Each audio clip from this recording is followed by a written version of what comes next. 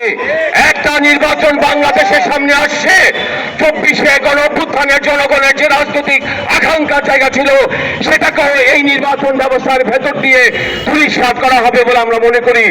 যদিও এই নির্বাচন একটা প্রক্রিয়া যেটা এই অভ্যুত্থানের পর যে নৈরাজ্যিক অবস্থা বাংলাদেশে বিরাজমান একটা স্বাভাবিক অবস্থার দিকে নিয়ে যাবে, কিন্তু তারপর জাতীয় মুক্তি কাউন্সিল আমরা মনে করি এই নির্বাচন ব্যবস্থা দিয়ে জনগণের কোনো পরিবর্তন হবে না।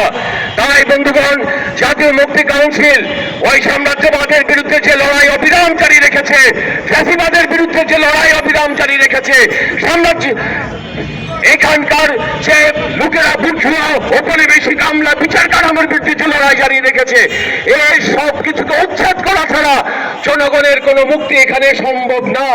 সেটাই জাতীয় মুক্তি কাউন্সিল ঘোষণা করছে তার 2023 সালের ওই কনভেনশনের ভেতর দিয়ে।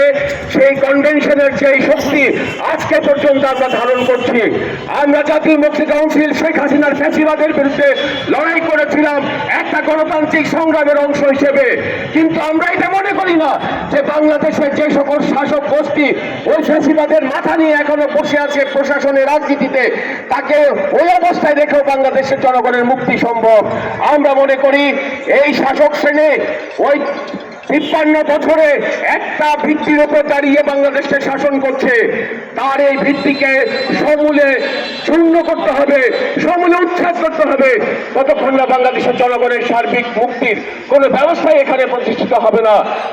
এই জাতীয় মুক্তি কাউন্সিল আমরা পাহাড়ে কি সমতলের জাতিসত্তা, গরিব মেহনতি কৃষক শ্রমিকের ঐক্যবদ্ধ রাজনীতির কর্মসূচি দিয়ে আমরা লড়াই করছি।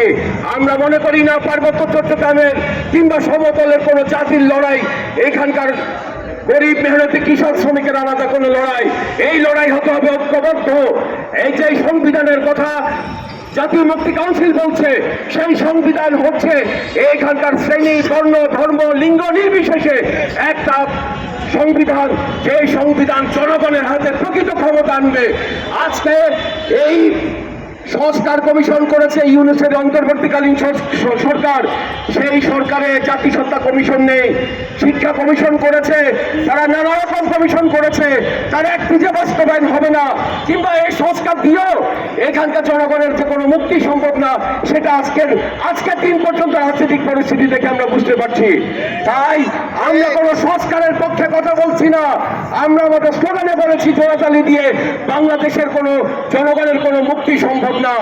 একটা পরিবর্তন দরকার, যে পরিবর্তন হতে হবে এই লুটেরা শাসক গোষ্ঠী, এই ঔপনিবেশিক রাষ্ট্র বিচার ব্যবস্থা, আমলাতন্ত্র, সেনাবাহিনীর উচ্ছেদের ভেতর দিয়ে। তাই বন্ধুগণ, আজকে এই সম্মেলন আমরা উদ্বোধন করতে যাচ্ছি। আমাদের এই সম্মেলন উদ্বোধন করবেন জাতীয় মুক্তি